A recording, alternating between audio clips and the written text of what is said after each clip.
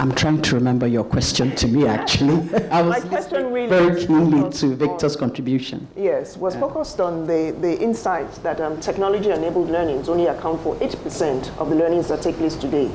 So the question is, how can organizations use technology more effectively to reach out, especially to the millennials, and indeed to the whole organization? What have you found that has worked? Yes. Like I said before, what we did as part of our strategy and trying to align and develop our learning philosophy is that we did a demographic analysis of the staff strength, over 4,000. And we found that we had a significant number of millennials. So we changed how we delivered the learning at the graduate entry level. It was quite a lot. Cost management was another element. You can't bring them all into the center or some regional training center. There's a cost of transport, hotel, etc. So we issue all of them with learning tablets. I think we've issued over 2,700 to date.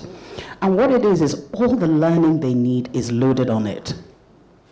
And what we do is bring them in every quarter to validate and try and understand whether learning has happened. And a lot of it is self-development. We're teaching them to say, this is what is available, even more is available. You can explore, you can experiment, but basic bottom line is this is the type of learning.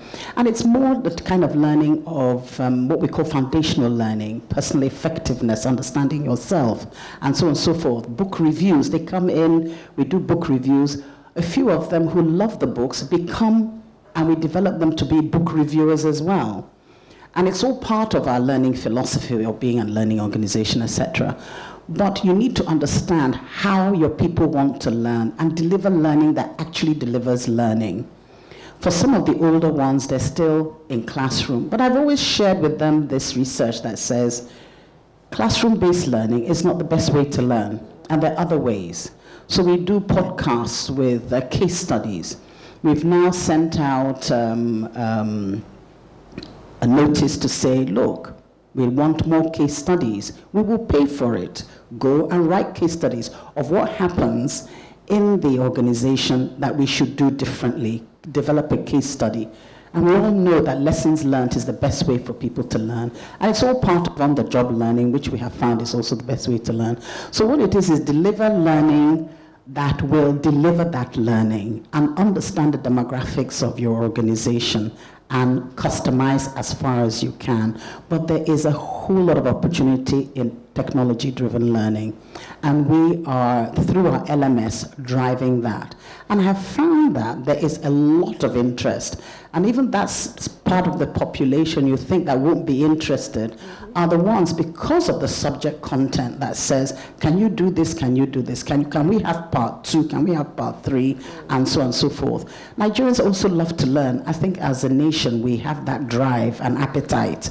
So we have a lot of certification programs as well. And they like to add this certification because for future reference.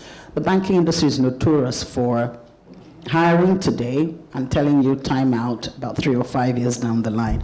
So they appreciate all these elements. But it's to provide a choice, really. And you'll find that as time goes on, because it's cultural as well, that individuals will use the means that you provide for them.